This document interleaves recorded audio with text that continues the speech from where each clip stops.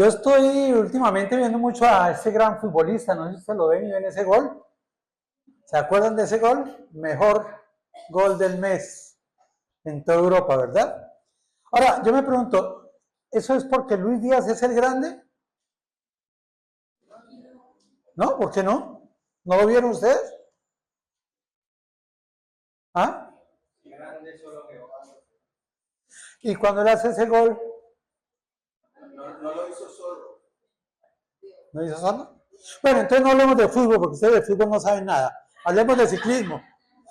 Y este ciclista que mire cómo cogió a todos esos, ahí en la última, ese ciclista sí es el duro.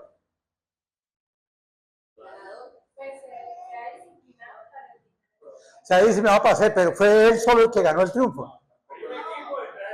¿Hay un equipo detrás? Pero mírenlo, yo lo veo solo. Pero seguramente 300 kilómetros antes, otros vinieron trancando los que iban adelante, otros lo impulsaron, y ya cuando llegó al final, este se soltó solito, ¿verdad? Y eso es lo que sucede muchas veces. Entonces viene la gran pregunta. Detrás de un triunfo hay muchas personas, y muchas de las personas no figuran, pero son muy importantes. ¿Sí o no? Tanto en el fútbol como en el ciclismo, yo creo que de pronto en el ajedrez no, ¿verdad? Pero, ¿qué personas pueden haber detrás de una victoria de un equipo de fútbol? Técnico, entrenador, afición, porque no aplauden, no les aburre. Y como... Pero mire que hay gente tan importante como un tipo que reparte el agua.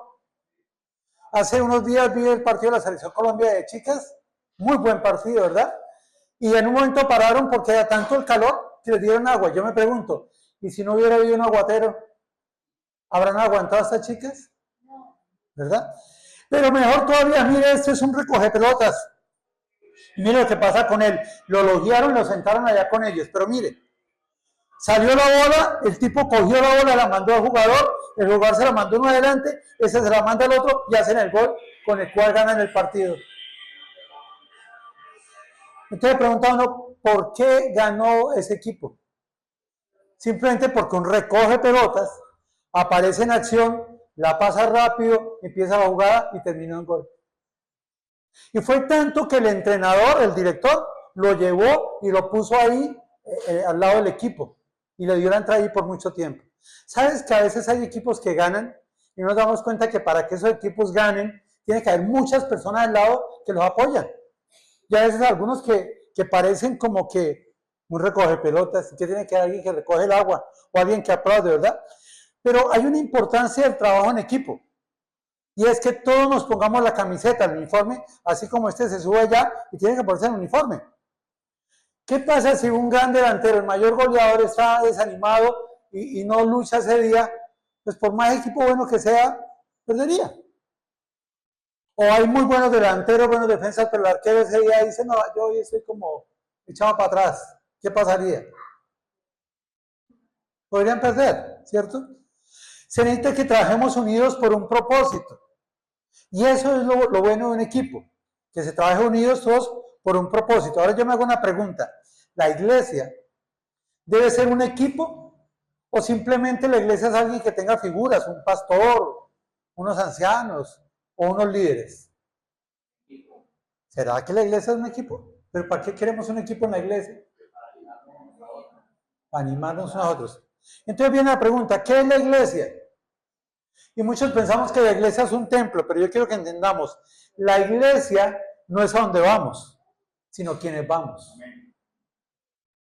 La iglesia no es a donde vamos, sino quienes vamos. Y eso es lo más importante. Y entender en 1 Corintios 12:27 dice, vosotros pues sois el cuerpo de Cristo y miembros cada uno en particular. Luego, la iglesia somos las personas. Y esas personas tienen que estar metidas en el cuerpo de Cristo porque son creyentes, ¿verdad? Pero dice que miembros cada uno ¿qué? ¿Miembros cada uno qué? ¿Y eso qué quiere decir? Que cada uno es individual. Pero a pesar de que somos individuales, hacemos parte del cuerpo de Cristo. Si lo vemos desde el punto de vista deportivo, todos somos parte de un equipo. Y ese equipo debe tener propósitos. Pero yo pregunto como médico entonces, ¿qué órgano es el más importante del cuerpo? ¿Y qué tal que el corazón no funcione? ¿De qué sirve tener un buen cerebro? ¿Todo? No, pero tiene que haber uno más importante, si no. El corazón, pero ¿qué tal un corazón sin cerebro? Es más, ¿qué tal un apéndice que dicen que nada se sabe para qué tiene y que se inflame y se infecte? ¿De qué sirve tener un buen cerebro, un buen corazón, un buen hígado, si esa infección lo mata a uno? Entonces yo creo como médico que lo importante no es el órgano, sino que cada órgano o cada miembro funcione adecuadamente. Si mi dedo funciona bien, pues me puedo limpiar bien la oreja, pero si no, no oigo, me pita un carro y me mata, porque no lo oigo. ¿Sí me entiendes?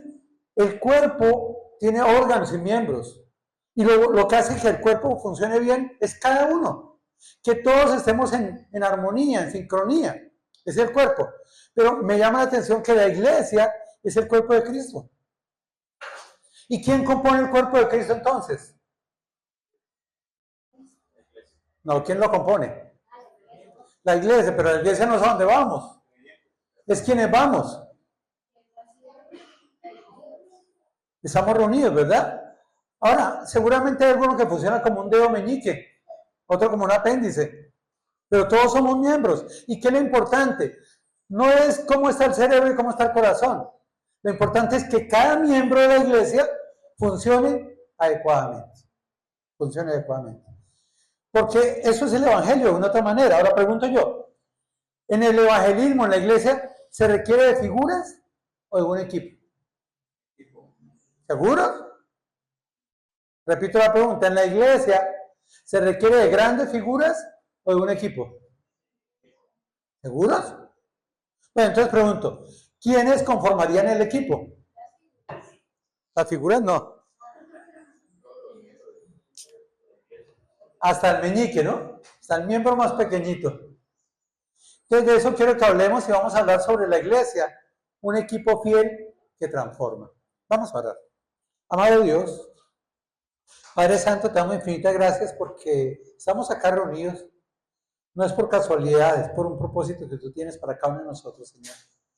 Cuando vamos a hablar de una iglesia que forma como un equipo y que ese equipo transforma el mundo, oramos para que tú guíes en nuestro corazón y en nuestra mente y entendamos que somos parte vital del cuerpo de Cristo.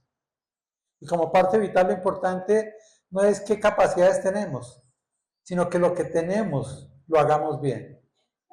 Que hagamos parte de ese equipo y nos pongamos la camiseta para desarrollar un propósito o un proyecto de la iglesia. Bendice con mis hermanos, cada familia constituida, al liderazgo de esta tu iglesia, y que tu palabra llegue a cada uno de nosotros para darnos a entender la función que hacemos en este gran equipo. En Cristo Jesús, amén. Vamos a leer un texto muy sencillo, yo sé que ustedes lo conocen, en la primera carta de Corintios, capítulo 3, versículo 5 en adelante. Dice, ¿qué pues es Pablo y qué es Apolos? Servidores por medio de los cuales habéis creído, y eso según lo que a cada uno os concedió el Señor. Yo planté, Apolo regó, pero el crecimiento lo ha dado Dios.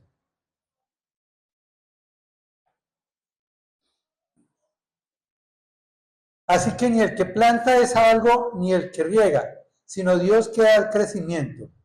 Y el que planta y el que riega son la misma cosa, aunque cada uno recibirá su recompensa conforme a su labor. Y yo veo varias cosas, pero lo primero que quiero que pensemos y entendamos es que habla de dos personas.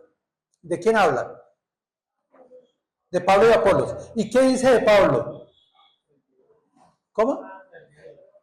Ambos son servidores, ¿verdad?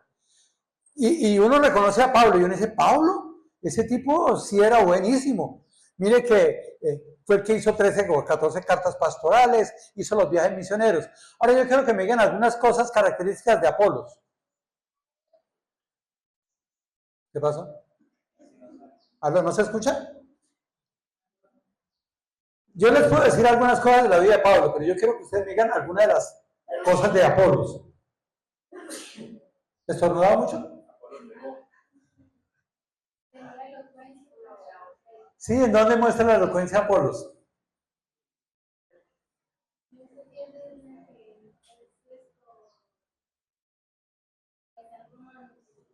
¿En cuántos versículos de Romanos estará Apolos? ¿Como en dos? ¿En dos o tres? ¿Qué tan importante podríamos pensar bíblicamente de Apolos? No, pero estaba en el equipo, ¿sí? Era servidor de Dios igual que Pablo.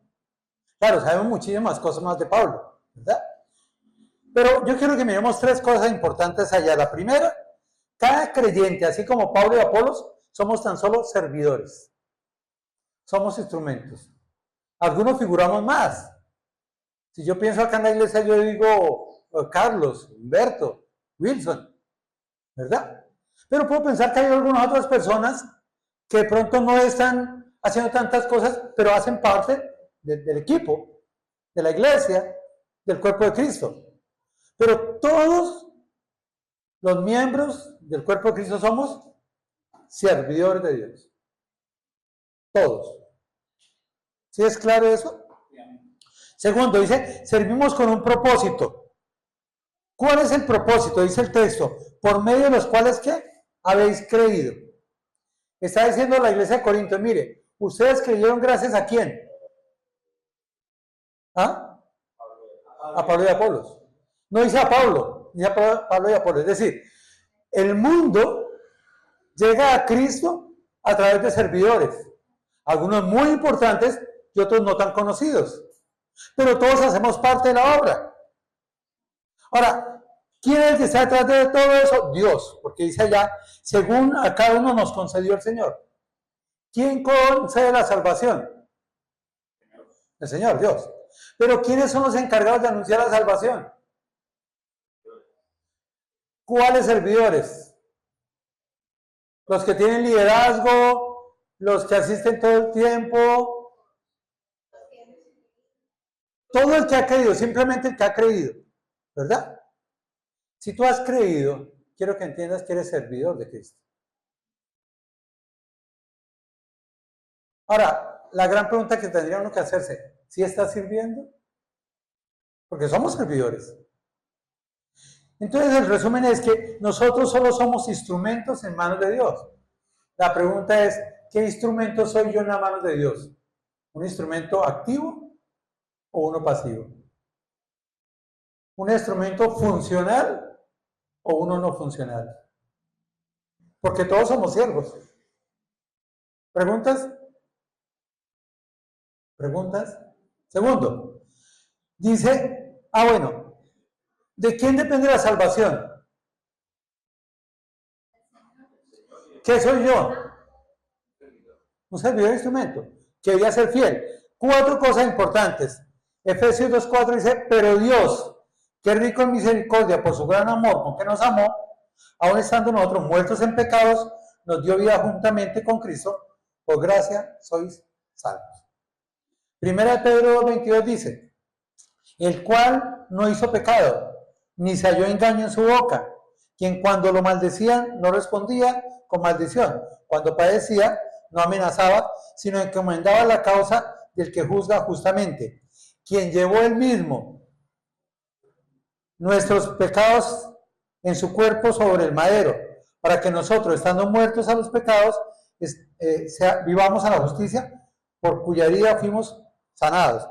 Y otro que no sabemos, Juan 16:8, y cuando él venga convencerá al mundo de pecado, de justicia y de juicio, por cuanto no creen en mí, de justicia por cuanto voy al Padre y no me veréis más, y de juicio por cuanto el príncipe de este mundo ha sido ya juzgado. Y por último, otro que no sabemos, Romanos 1:16 dice, porque no me avergüenzo del Evangelio, porque es poder de Dios para salvación a todo aquel que cree, al judío primeramente y también al griego, porque en el Evangelio la justicia de Dios se revela por fe y para fe, como está escrito, mas el justo por la fe vivirá.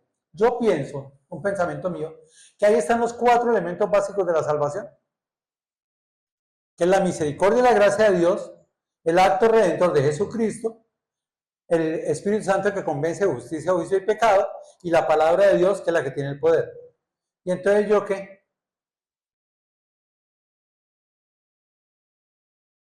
¿Y Jorgito? ¿Qué soy yo? Tan solo soy instrumento. Pero si Jorgito no lo hace, Dios usará a otro. Nosotros no somos parte vital en la salvación. Somos parte funcional. Y si nosotros no habláramos, las piedras hablarían. ¿Me entiendes? La salvación estaba por el amor de Dios, la obra redentora de Jesucristo, el Espíritu que convence y la palabra de Dios que tiene poder. Pero nosotros somos siervos. Vamos a mirar eso acá adelante. Dice, yo planté, Apolo regó, pero el crecimiento lo ha dado Dios. Pregunto, ¿qué es plantar? ¿Qué es plantar? Poner una semilla. Poner una semilla. ¿Y qué regar? Cuidarla, alimentarla. Alimentarla, perfecto. Entonces, muy bien. ¿Qué quiere decir esto? Que los creyentes, igual que Pablo y Apolos, cumplimos una parte importante en el desarrollo de los creyentes. Y esa parte está basada en dos cosas. ¿En cuál? Plantar y regar. Es decir, unos sembrarán la semilla, eso se llama evangelismo, y otros plantarán. Es decir, nutrimos al nuevo, se llama discipulado. La iglesia está basada en dos clases de personas. Unas que comparten la semilla, como Pablo lo hacía, que era evangelizar, y otras como Apolo lo hacía, que era discipular. Esa es la función de la iglesia. Tiramos la semilla, evangelizamos, y cuando alguien recibe al Señor, es responsabilidad de la iglesia discipularlo. No es dejarlo por ahí tirado. Ahora dice, lo importante es lo que ha dado Dios. Dice, pero el crecimiento lo ha dado Dios. ¿Y cómo da Dios el crecimiento?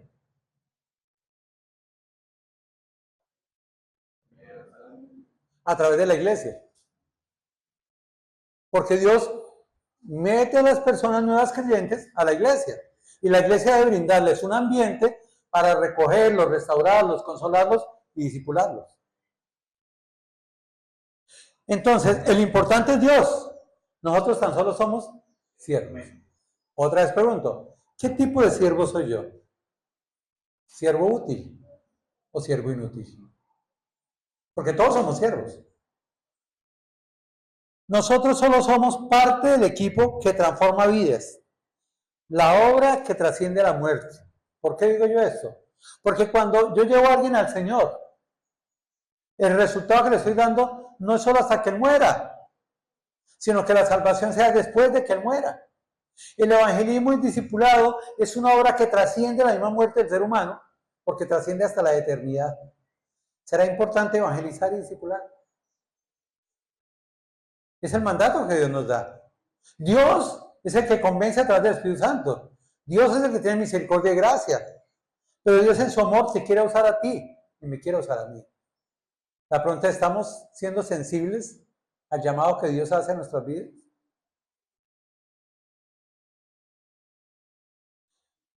Al final dice, versículo 7, así que ni el que planta es algo, ni el que ciega, sino Dios que da el crecimiento. Y el que planta y el que riega son una misma cosa, aunque cada uno recibirá la recompensa conforme a su labor. Es decir, los creyentes tenemos funciones diferentes y recompensas prometidas, también diferentes. No todos somos útiles para el evangelismo, ni todos para el discipulado. Pero así como en un equipo de fútbol se necesita un aguatero y un recogepelotas que sea funcional, la iglesia necesita también gente que ayude con las sillas, que ayude con las paredes, que ayude en la alabanza, que ayude en la oración. Y tal vez, igual que se recogepelotas, hay personas en la iglesia que son mucho más útiles que los que predicamos. Todos somos siervos. La pregunta es, ¿qué clase de siervos soy? Y tal vez con el solo darle agua a los demás, gracias por la persona que me dio la botellita de agua, por ejemplo, eso es muy vital y muy suficiente. A veces pensamos que la obra en la iglesia es figurar. Es estar acá en el púlpito, pero no, hermanos. Hay muchos hermanos que en ese momento siempre están orando por mí. Y yo creo, es más, yo estoy seguro que sin la oración de ellos, yo no estaría hoy aquí. Tal vez tú no puedas venir un día a la iglesia, Pero ¿qué pasaría si ese tiempo lo dedicas a orar por cada uno de los que estamos acá en la iglesia? ¿Me entiendes? Hacemos parte de esto. Todos somos iguales ante el Señor. Aquí nadie es más importante que nadie. Todos respondemos por nuestras funciones. Dios nos ha dado una función a cada uno. No todos somos evangelistas, no todos somos discipuladores, no todos somos líderes. Pero por lo menos todos podemos orar. Todos podemos participar de la ofrenda, por ejemplo.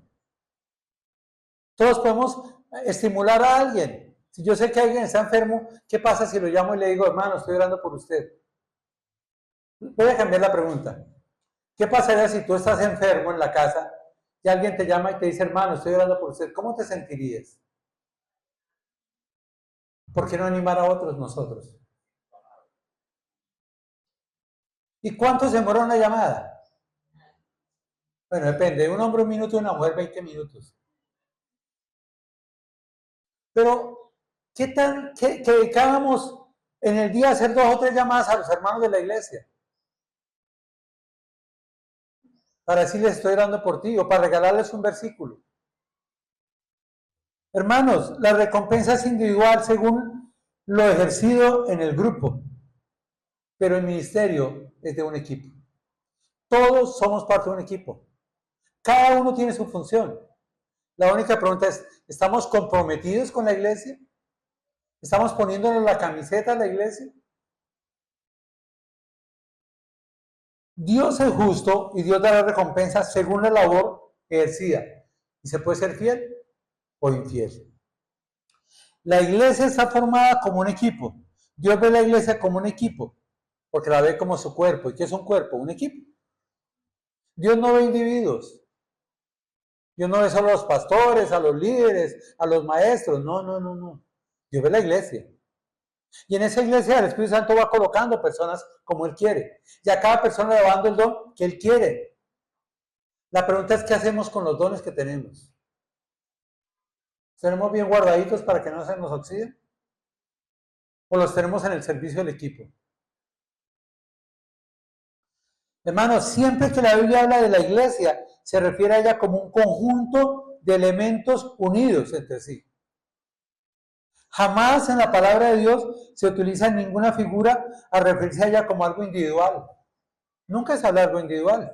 Cuando uno mira la vida de Pablo, dice que Pablo fue con Silas, que fue con Timoteo, que fue con otro, que la iglesia se reunía, que la iglesia hacía esto. La iglesia es un equipo. Somos parte de un equipo. Si nosotros miráramos en Efesios, capítulo 2, versículo 19 en adelante, dice, así que ya no sois extranjeros ni advenedizos, sino con ciudadanos de los santos. ¿Qué quiere decir con ciudadano? ¿Qué quiere decir con ciudadano? Estamos unidos como qué? Como ciudadanos. O sea, hacemos parte de una convivencia, ¿verdad? ¿Y con quién convivimos? Con los santos. Qué bueno que como creyentes estuviéramos más dispuestos a estar compartiendo con los santos o más dispuestos, pero también llegando a un mundo perdido. Lo grave es que nos pasamos más con el mundo perdido, aprendiendo del mundo perdido, que de los santos. Porque somos ciudadanos de los santos y miembros de ¿qué? Somos miembros de esta iglesia. Somos miembros del cuerpo de Cristo, ¿verdad? Entonces, ¿cuál es nuestra responsabilidad? Versículo 20. Edificados sobre el fundamento de los apóstoles y profetas. ¿Cuál es el fundamento de los apóstoles y profetas? ¿Cuál?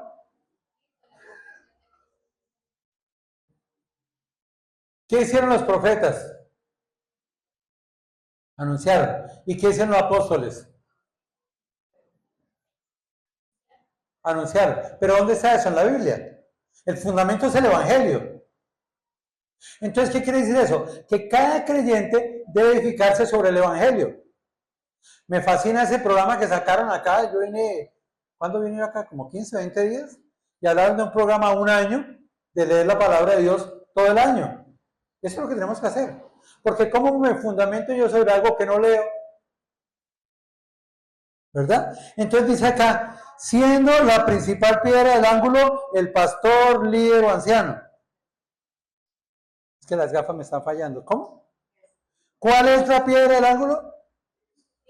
A él es al que obedecemos, a él es al que seguimos. Él es el director del equipo, ¿verdad? Pero también pone a personas cabezas de la iglesia. Pero es a Jesús al que seguimos, ¿verdad? En quien todo el edificio, en Jesús, ese edificio, ¿cómo está? Que es bien coordinado. Que es bien coordinado.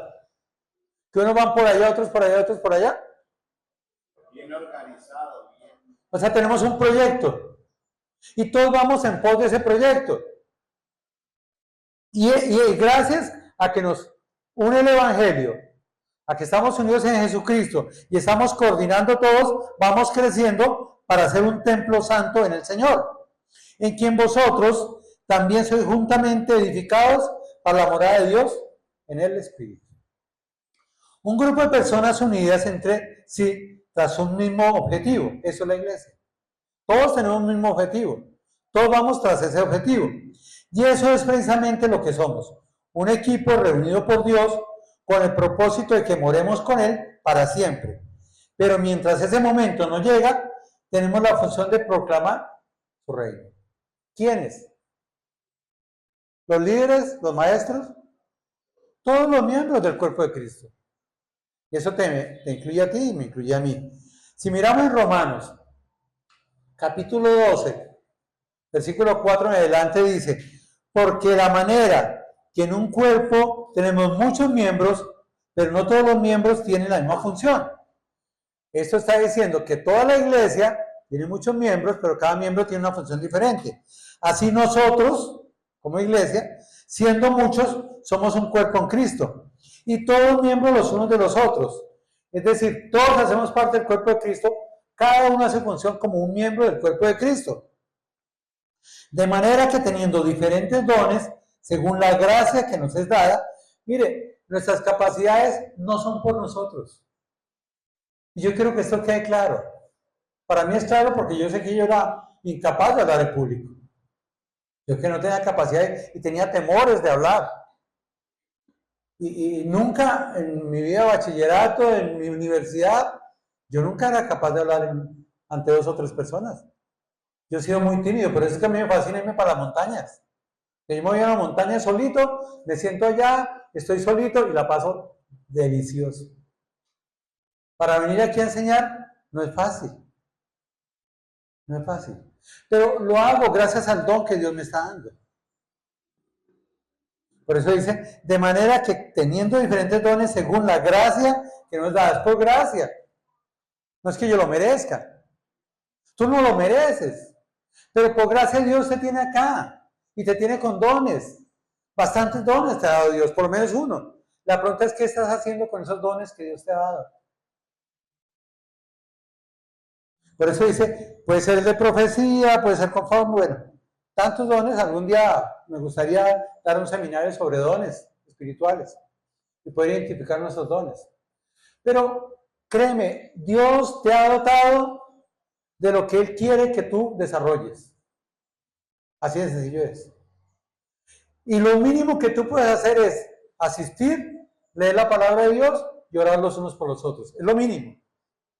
¿Verdad? Y ya después descubrir los dones y ejecutarlos. Entonces la iglesia es un equipo fiel que transforma. La pregunta es, ¿qué es un grupo y qué es un equipo? Porque hay iglesias que funcionamos como grupo y hay iglesias que funcionan como equipo. Entonces yo quiero mostrarles algunas diferencias acá. Entonces, por ejemplo, ¿qué es un grupo? Un grupo generalmente es de carácter social. Un equipo es de carácter espiritual. Entonces, ¿qué es lo que nos une a nosotros?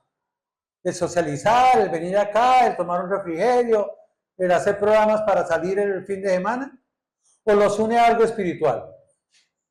Segundo, un grupo, su enfoque es totalmente individual. Yo participo de este grupo por esto, pero el equipo tiene un enfoque colectivo. ¿Qué vamos a hacer? ¿Cuál es nuestro propósito como equipo? El grupo está orientado a cumplir la labor. Jorgito, queremos que usted haga esto. Listo, yo hago esto. Solo eso, porque eso fue lo que me encomendó el grupo. El equipo está orientado a obtener resultados. Es decir, como iglesia, como equipo decimos, queremos hacer en este año estas cosas. Y entonces cuando dicen, yo aporto esto, yo apoyo con esto, yo apoyo con esto. Porque estamos todos en el propósito de obtener resultados. Y esos resultados obviamente es ganar almas para Cristo y desarrollarlas. El grupo lo que busca es sociabilidad e interacción.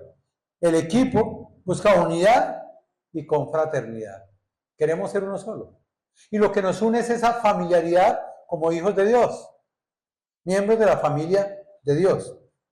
El grupo le fascina conversar y dialogar. Es que la pasamos tan chévere. Eso hablamos y hablamos y hablamos. Pero el equipo lo que busca es coordinar y cooperar. Tenemos un proyecto definido, coordinamos cómo hacerlo y cada uno busca cómo cooperar con ese propósito que tenemos. El grupo participa, el equipo tiene compromiso. Y no es lo mismo participar de algo que comprometernos con algo. El grupo es independiente, el equipo es interdependiente. Nos vemos, nos unimos y buscamos cómo cada uno colabora para el crecimiento de ese equipo, de ese propósito que tiene.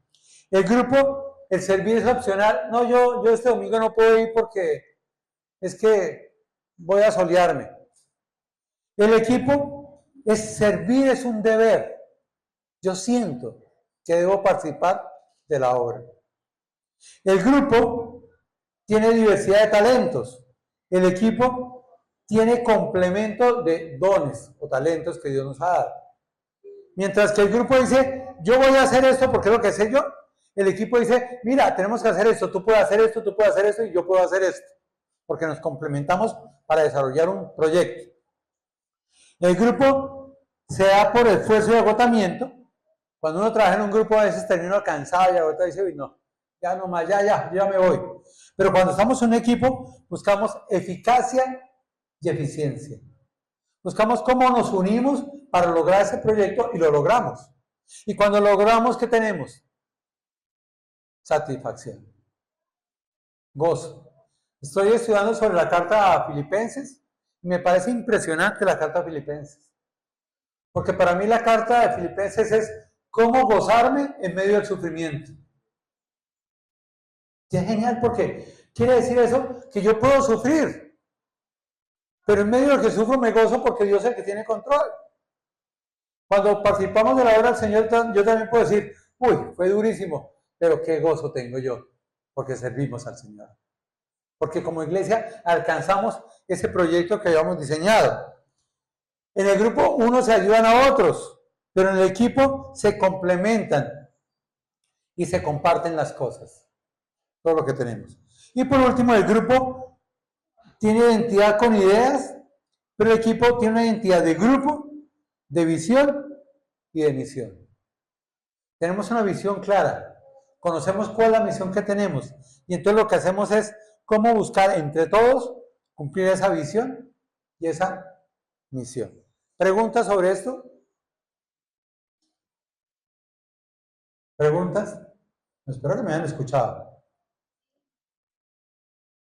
Quisiera que miráramos en Éxodo capítulo 18, 13 en adelante, cuáles son los beneficios de trabajar en equipo. Porque el trabajo en equipo tiene que tener beneficios. Si ustedes miran Éxodo 18, los primeros versículos hablan de que Jetro, ¿quién era Jetro? El suegro Moisés. El suegro Moisés, Jetro, ve que Moisés está agotado. ¿Y él en qué piensa? Él piensa en su hija que llamaba Séfora. Y él dice, este hombre le ha dedicado tanto tiempo al pueblo de Israel que ha descuidado a mi hija. Y si ha descuidado a mi hija, pues pobre mi chinita, está descuidado. Y me hace pensar que muchas veces los líderes descuidamos nuestra relación de pareja, nuestro hogar, por estar tan metidos en la obra.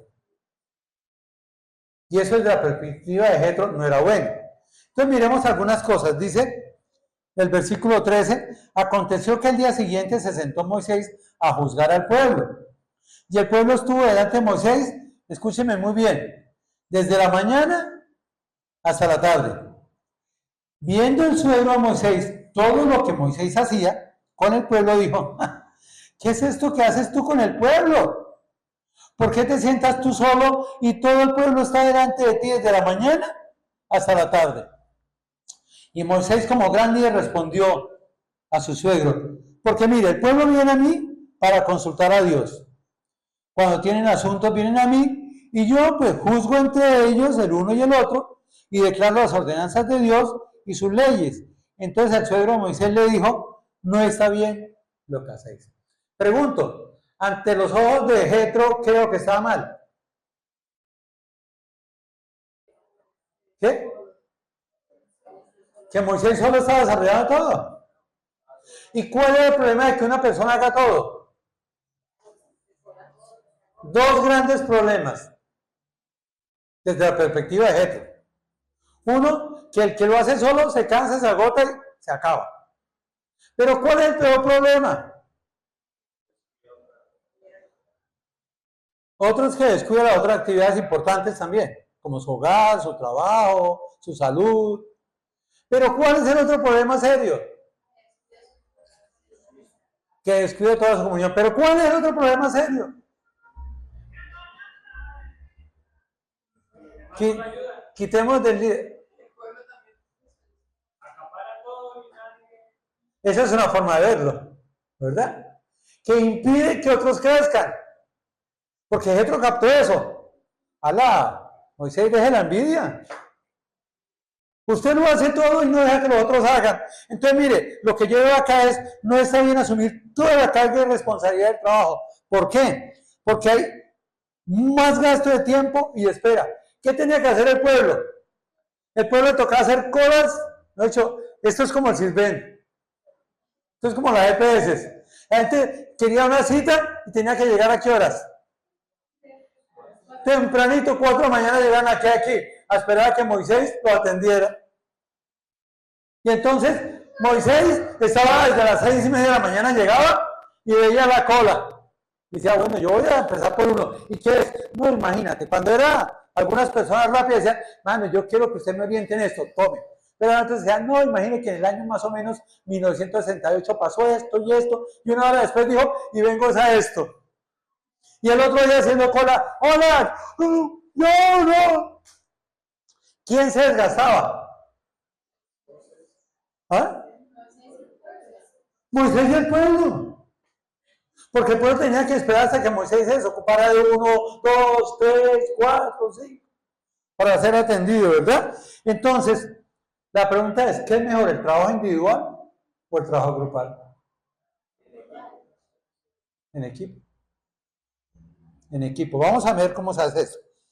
Y entonces le dice, mire, Jetro le dice, ala, yerno, tú eres un buen hombre, tú tienes un conocimiento buenísimo, ¿verdad? Pero yo te hago una pregunta, ¿por qué más bien tú no haces lo que dice al final, versículo 16, y cuando tienen asuntos vienen a mí, y yo juzgo entre el uno y el otro y declaro las ordenanzas de Dios y sus leyes?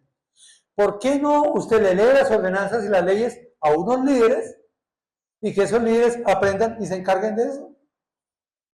Así de sencillo es, ¿verdad? Usted dedíquese más bien como a enseñar, a orientar, a edificar, no lo haga solo. Versículo 18 dice, ¿sabes cuál es el problema? Que desfallecerás del todo tú y también este pueblo que está contigo, porque el trabajo es demasiado pesado para ti, no podrás hacerlo tú solo. Y eso es lo importante entender. El trabajo en equipo aligera la carga y da ánimo y permite persistir hasta alcanzar. ¿Y quién se beneficia? El líder y el pueblo. Porque el pueblo se desgasta menos también.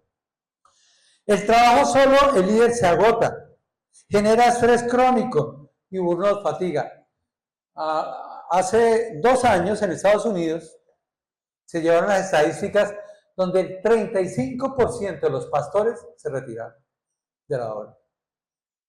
Y entonces cuando me preguntan por qué retiraste, no, estoy agotado, esto es mucho, yo no me imaginé que eso fuera tanto. A mí no me queda tiempo ni para comer. Y sabes que yo pregunto, ¿cuántos líderes aquí en Colombia están agotados? Llegan a algo que se llama el síndrome de Burnout, que es el síndrome del quemado. Y es personas que no aguantan. Y por más que amen a Dios, van a terminar retirándose del ministerio.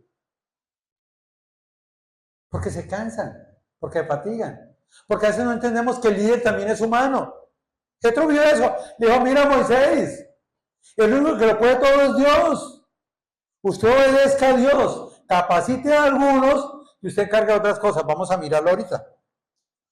Y le dice, ¿sabe qué más pasa, Moisés, querido yernito? Que usted por hacerlo todo está impidiendo que otros actúen. Trabaje como equipo. No sea solista. Dejen que otros participen. Versículo 19. Oye ahora mi voz, yo te aconsejaré. Mire, Jetro terminó aconsejando al líder. Ya se necesita también que nosotros los líderes seamos aconsejados.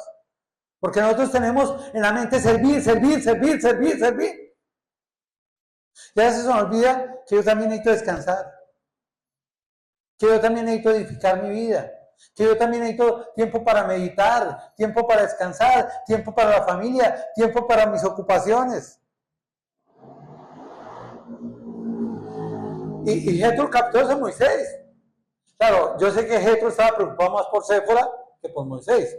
Porque pobre mi hija, le doy para que case con este tipo, y este tipo se casa a todo el pueblo todo el día. Desde las 4 de la mañana hasta las 11 de la noche, y llegas a roncar. Y entonces eso estaba pasando allá, mire, ¿sabes que cuando pensamos en el trabajo en equipo, nos da tiempo para hacerlo verdaderamente importante y eficaz? ¿Sabes que lo más importante y eficaz es la oración y la interacción con líderes? Él está diciendo, mira, yo te aconsejo y Dios estará contigo. Busca tu relación con Dios. Yo confieso, algunas veces que me he metido a dar seminarios, a preparar seminarios, se me olvida tener ese tiempo con Dios. Porque como tengo tanto que estudiar, se me olvida que yo necesito también tiempo con Dios y entrar en intimidad con Dios. Pero el tiempo no da para eso. Y cuando yo no tengo intimidad con Dios, ¿cómo voy a recibir sabiduría de Dios? Entonces termino haciendo las cosas por mi humanidad. Y eso es malísimo.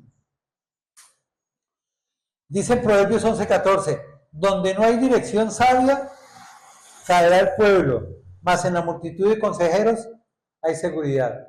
Y me gusta mucho la Nueva Traducción Viviente, dice, sin liderazgo sabio, la nación se hunde. Permítanme, lo aplico a la iglesia. Si la iglesia no tiene un liderazgo sabio y activo, la iglesia se va para abajo, se va a hundir.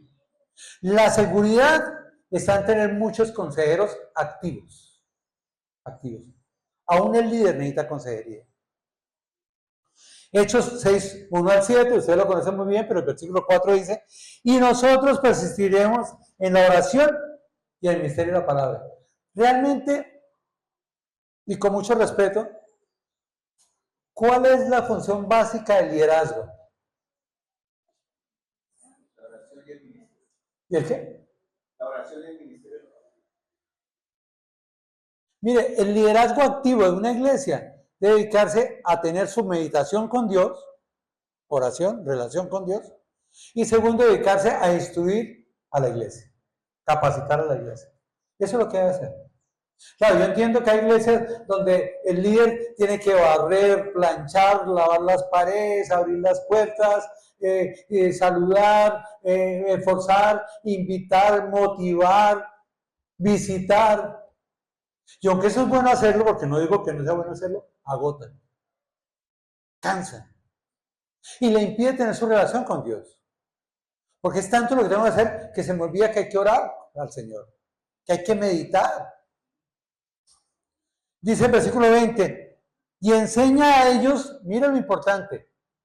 ¿Sí ven? Dice, está tú con Dios, está tú por el pueblo delante de Dios y somete los asuntos a Dios. Es decir, primero que todo lo que tienes que hacer es orar al Señor. Dedícate tiempo de oración con el Señor, lo primero. Luego dice, y enseña a ellos, ¿a quién? Al pueblo, las ordenanzas y las leyes y muéstrales el camino por donde deben de andar y lo que han de hacer. Pero ¿cómo lo van a hacer? ¿Individualmente o por grupos? porque está en general, ¿no? Y enseña a ellos, ¿a quién? Al pueblo. No dice a cada uno.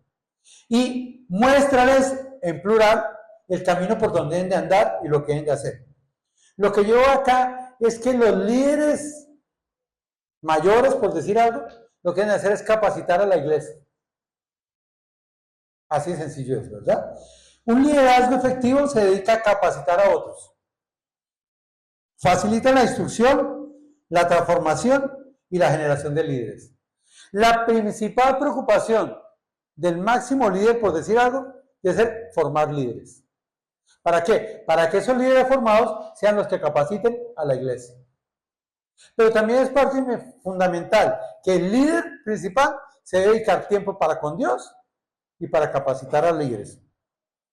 ¿Sabes qué debe hacer la iglesia? ¿Sabes qué debe hacer el pueblo de allí? Mire, enseña a ellos ¿qué? Las ordenanzas y las leyes. ¿Qué tenía que aprender el pueblo? Las ordenanzas.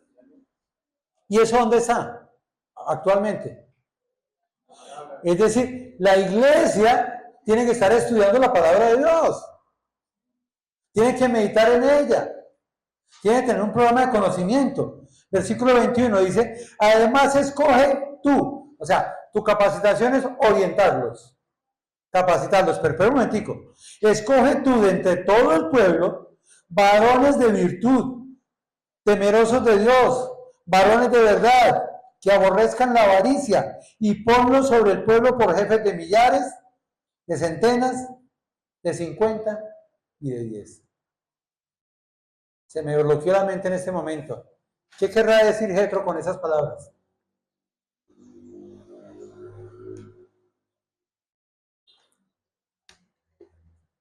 ¿Qué quiere decir Jetro con esas palabras? Que no a cualquiera qué. Que bajo la oración, primero, dedícale tiempo a Dios. Habla con Dios. Segundo, capacítalos con tu palabra. Y tercero, ahora sí, entre todos esos que has capacitado, busca líderes. Esos líderes tienen algunos valores, algunos principios, ¿verdad? Pero pónganlos, ¿por qué? ¿Jefes de cuánto? Es decir, hay unos líderes que tienen mayor capacidad que otros. Pero también se necesitan líderes que estén empezando a actuar. Pónganlos para que manejen grupitos de 10. Tal vez hay uno capacitado, pues que maneje 100. Y tal vez hay unos que están metidos en el cuento, pues que maneje 1000. Dios lo guía, porque ya estuvo orando, dedicó tiempo a Dios, estuvo entrenando la iglesia. Ahora sí escoge un personal de apoyo. Ahora, ¿para qué esto? Porque esto permite el crecimiento de líderes bíblicos según los requisitos, tanto lo que deben de ser como lo que deben de evitar. Deben ser personas de verdad, deben ser personas de virtud, temerosos de Dios, pero deben de no hacer ¿qué? Aborrezcan la avaricia y a ellos sí los pongan por líderes, ¿verdad? Para que sean funcionales y no nominales. Mire, un líder que está preparando líderes hace que esos líderes sean funcionales. No es, a ver, voy a nombrar como líderes a Beto, a Daniel y a Juan. Pero ¿y qué hago? No, tranquilos, ustedes son los líderes. Ustedes quédense ahí. Lo importante es que tenemos liderazgo. No, ahí lo dice claramente, ¿verdad? Deben ser líderes comprometidos y que funcionen. ¿Para qué? Para llegar a miles, a cienes o a decenas. Versículo 22. Esos líderes, ¿qué van a hacer? Juzgarán al pueblo. ¿Qué estaba haciendo Moisés antes? Llegando a las 6 de la mañana y viendo la cola. 1238. Uy, se acabó antes de las 11 de la noche. Vamos de uno en uno. Eso es lo que estaba haciendo. Pero acá dice, espera un momentico. Produzcan líderes activos. Ellos juzgarán al pueblo con todo tiempo.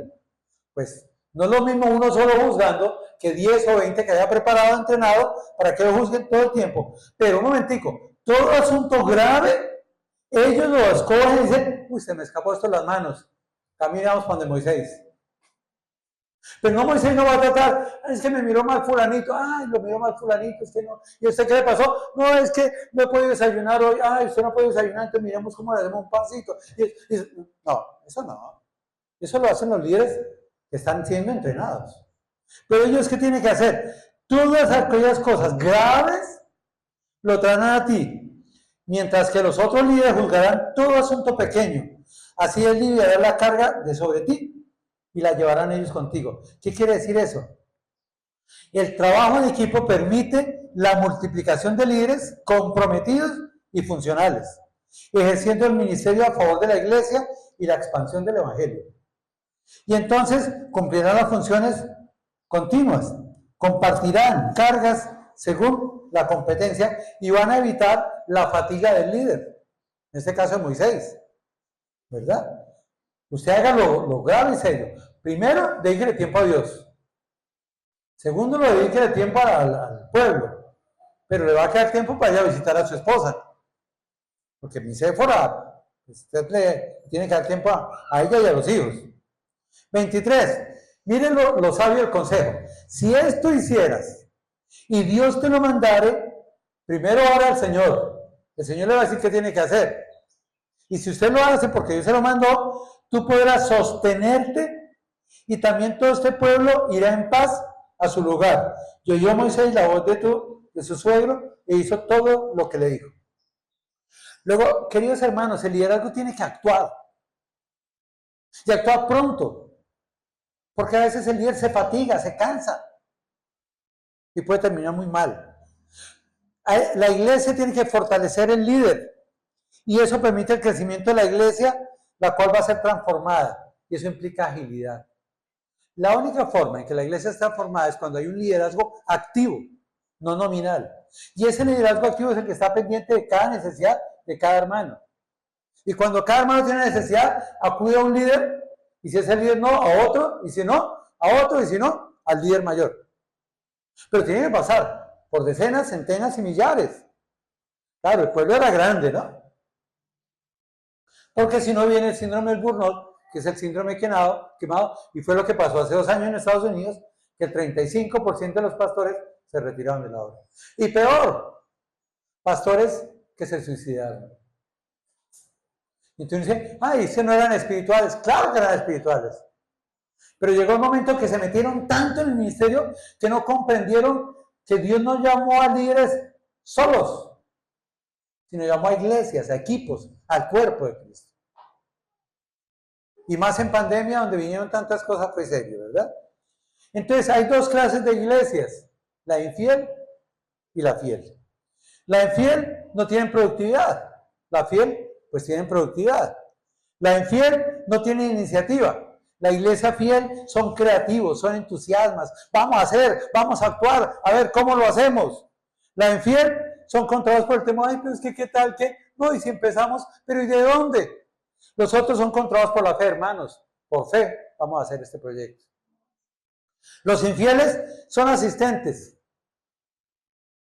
Pero es que lo que hace la fidelidad no es el asistir, sino el comprometerse. El creyente fiel y la iglesia fiel está comprometida al desarrollo de los proyectos de la iglesia. Los infieles son estáticos.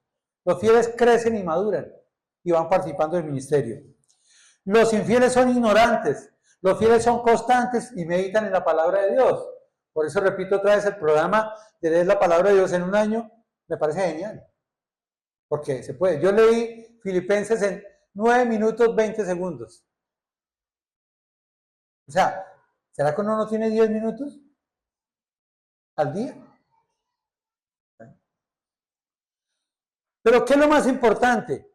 Moisés tenía que decirle las ordenanzas y las leyes. La iglesia debe conocer el manual de normas y procedimientos. ¿Cuál es?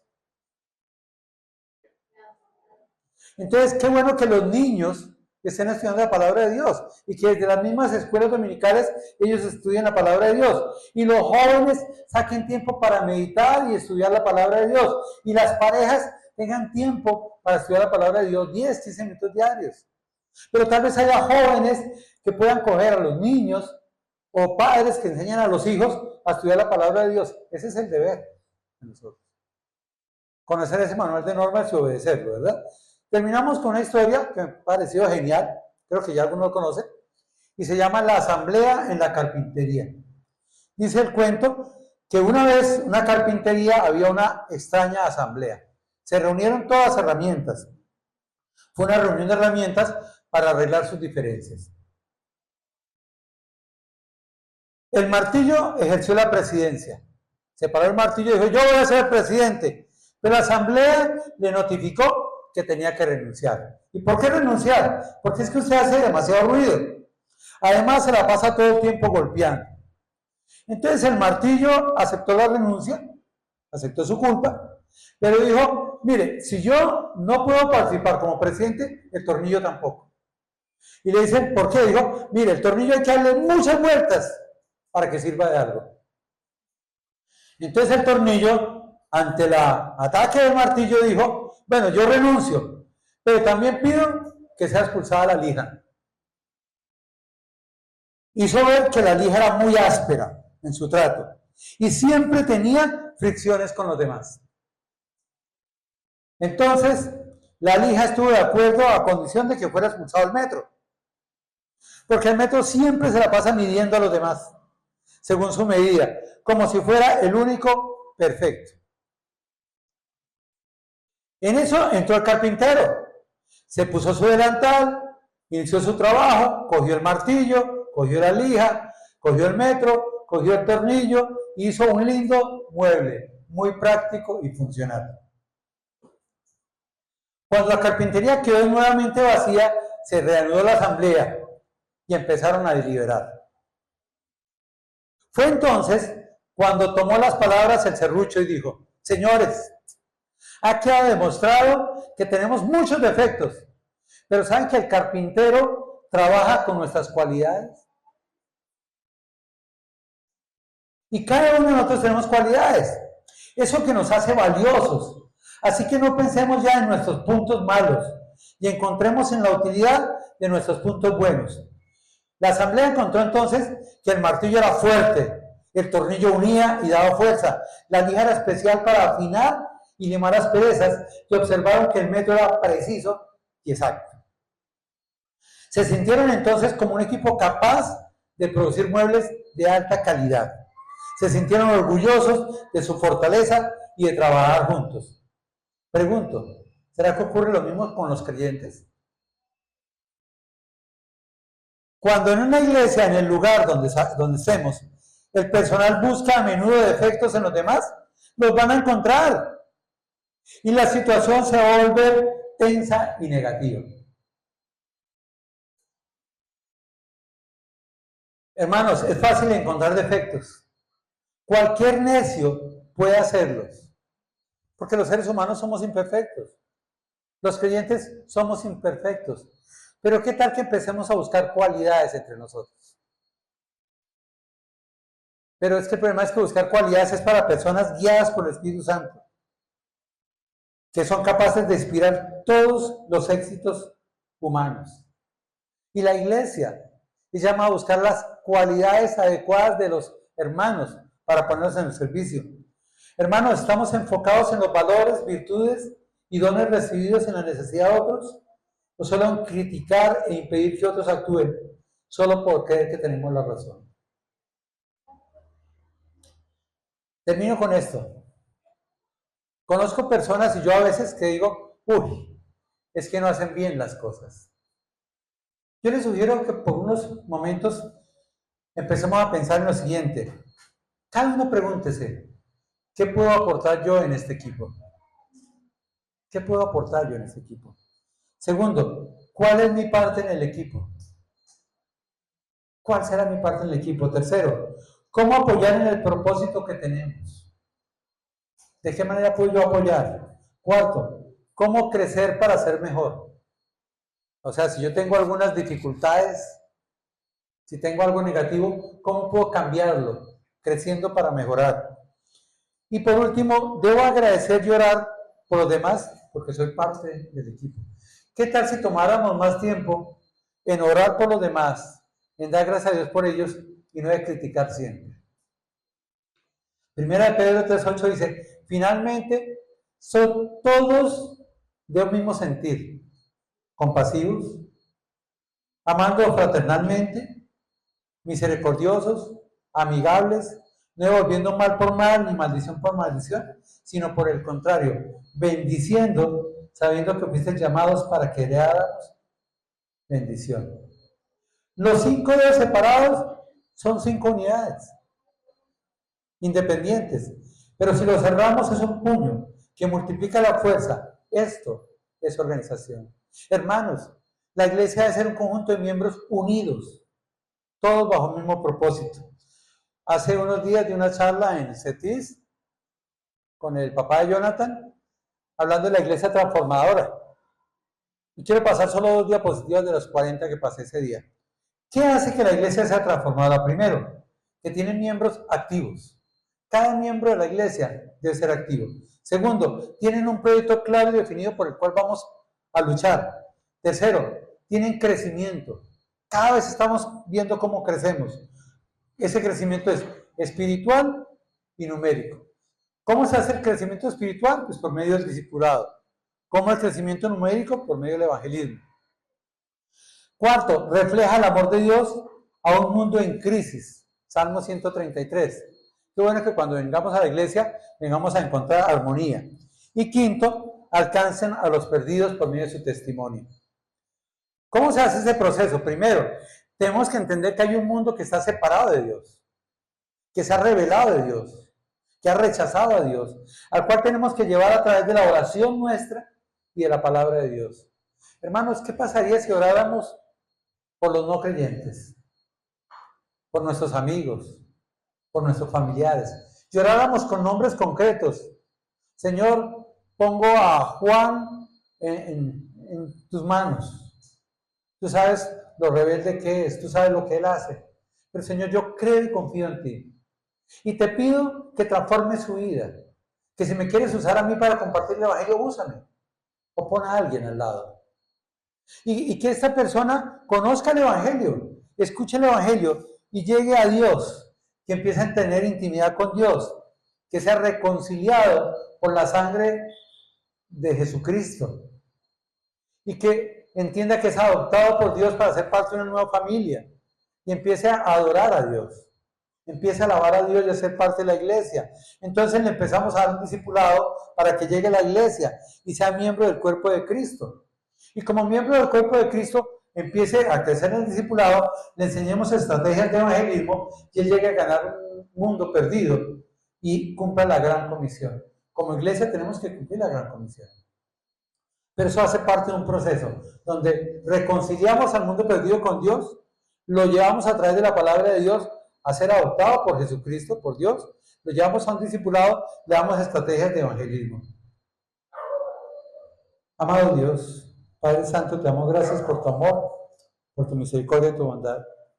Señor, tú conoces a tu iglesia, Señor. Tú conoces cada miembro de esa tu iglesia. Tú conoces sus necesidades, pero también sus capacidades. Y también, Señor, le has dado las herramientas para que crezcan. Tu palabra dice que somos nuevas criaturas, que todo lo viejo queda ahí y todo se ha hecho nuevo. Oramos para que tú tomes control de nuestras vidas y transformes nuestras vidas. Nos hagas mejores hijos tuyos, Señor. Pero que entendamos que somos parte de un equipo, parte de un cuerpo, que hay una cabeza que eres tú y a quien debemos de seguir. Pero también que tiene que haber una estructura sólida y definida que debe crecer e impactar el mundo, Señor. Enséñanos a buscar nuestro lugar dentro de esta estructura para ser miembros funcionales y entender que hay cosas básicas como estudiar tu palabra, meditar en ella, orar los unos por los otros y, Señor, asistir como miembros útiles hasta tu iglesia, orar y orar por dónde quieres tú tenernos como parte de este cuerpo, Señor. Oramos también por el liderazgo, que tú les permitas aligerar sus cargas, especialmente por Carlitos y por Marta, Señor. Que tú toques sus vidas y que evites que se agoten, Señor. Sino que ellos también tengan tiempo para tener esa intimidad contigo, para escuchar tu voz. Y en medio de lo que escuchan, Señor, poder transformar esta tu iglesia. Oramos por líderes que sean preparados, que sean comprometidos y que hagan parte del desarrollo de esta tu obra, Señor. Y que todo sea para tu gloria y para el alcance de un mundo perdido. En Cristo Jesús. Amén. Muchas gracias, hermano.